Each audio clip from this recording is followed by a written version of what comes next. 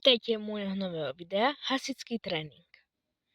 Toto je hasičský tréning požiarneho útoku. Je to jeden z hasičských športov. A tam, kde máte mašinu a iné potrebné vybavenie, tak tomu sa hovorí základňa.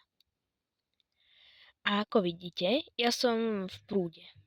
To je jedna z častí, ktorá je v tom hasičskom útoku. Patrí to medzi športy, čiže si tam aj troška zašportujete. A veľká vďaka patrí DAZ Bojnice, že sa môžem zúčastňovať takýchto vecí, lebo inak by toto video ani nebolo. Ďakujem. A vy, ak ešte nemáte like a odber, prosím vás ho dajte, tým podporíte moju tvorbu. Aj za chvíľu budú môcť byť videá iba čisto pre odoberateľov. Ďakujem.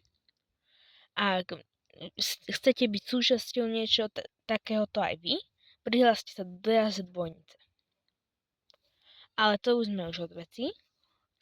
A ako vidíte, teda v prúde sa strieka vodou a hlavná časť je ten človek, ktorý je pri mašine.